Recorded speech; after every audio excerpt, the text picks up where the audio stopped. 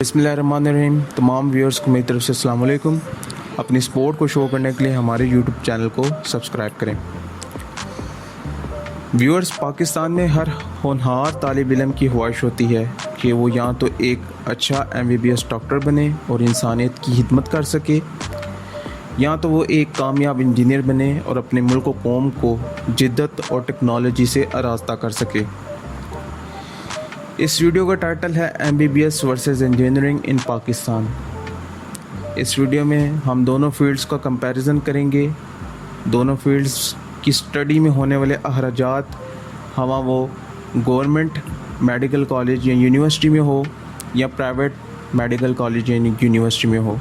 तो इस वीडियो में हम बताएंगे कि एक MBBS डॉक्टर को प्राइवेट मेडिकल कॉलेज या गवर्नमेंट मेडिकल कॉलेज में से तैयार होने में कितनी लागत आती है, और इसी तरह हम ये बताएंगे कि एक इंजीनियर को गवर्नमेंट इंजीनियरिंग यूनिवर्सिटी या प्राइवेट इंजीनियरिंग यूनिवर्सिटी में से कितने अखराजात का सामना करना पड़ेगा ड्यूरिंग डिग्री। तो ये वीडियो उन बच्चों के लिए बहुत इम्पॉर्टेंट है जो कि इन फील्ड्स में जाना चाहते हैं या इन फील्ड्स में इंटरेस्ट रखते हैं। तो ये वीडियो देखने के बाद आप इस काबिल हो जाएंगे कि ये बता सकें कि इन दोनों फील्ड्स में से किस फील्ड का स्कोप पाकिस्तान में ज़्यादा है और किस फील्ड का स्कोप पाकिस्तान में कम है। तो व्यूअर्स, अब हम इन दोनों फील्ड्स का कंपैरिजन करेंगे विद रिस्पेक्ट टू स्टडी। अगर हम स्टडी के लिहाज से दोनों का कंपैरिजन करें तो दोनों ही फील्ड्स की पढ़ाई काफ़ी मुश्किल है और रफ और टफ है।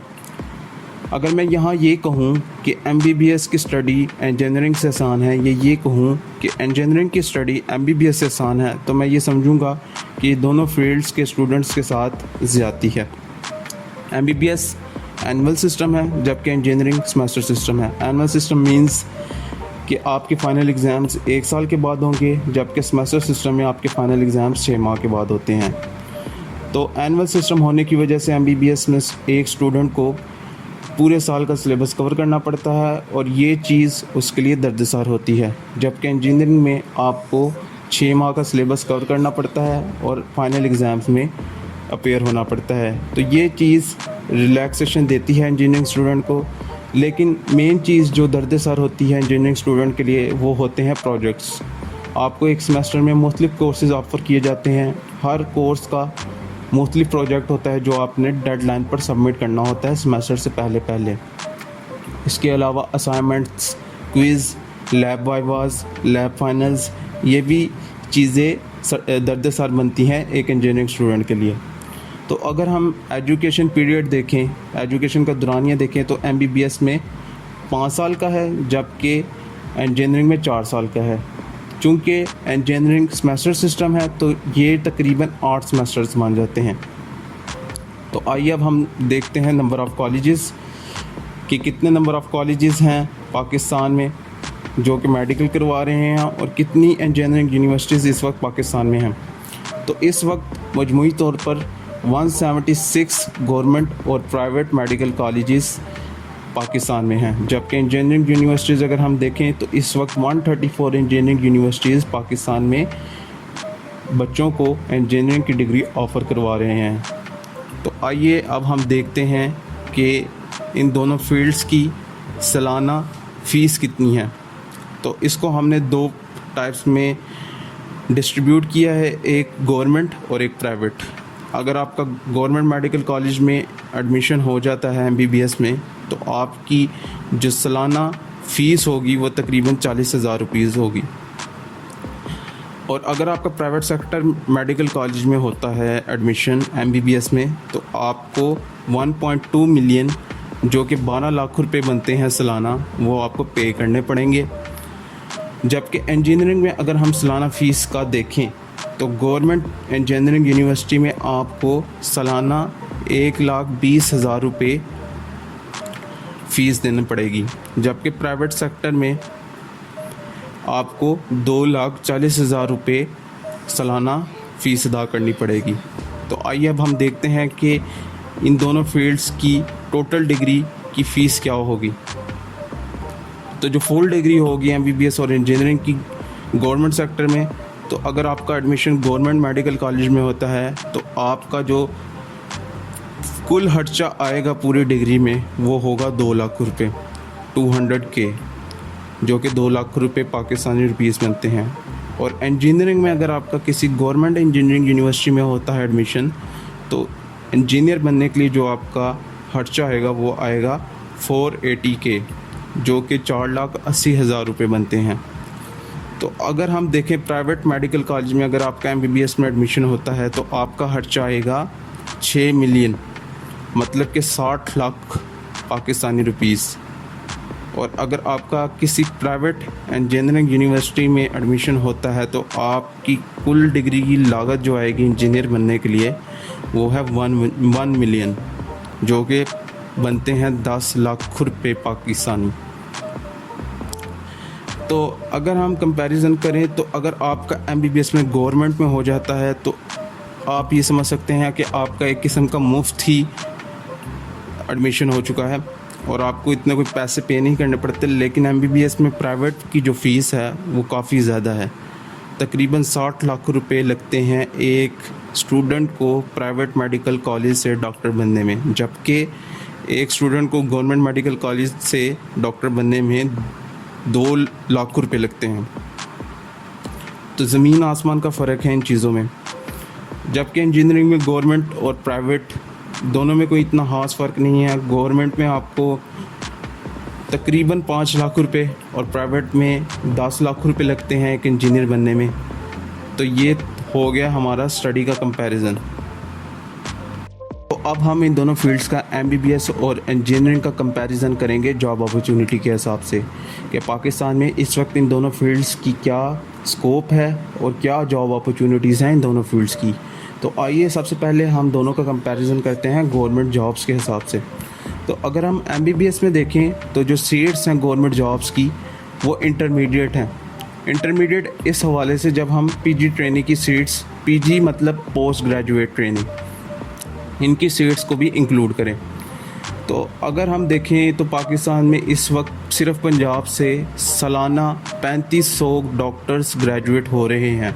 और अगर हम गवर्नमेंट जॉब्स देखें 3500 ग्रेजुएट के मद्दे मुकाबिल तो तकरीबन 400 से 500 गवर्नमेंट जॉब्स की सीट्स हर साल इन ग्रेजुएट्स के लिए होती हैं।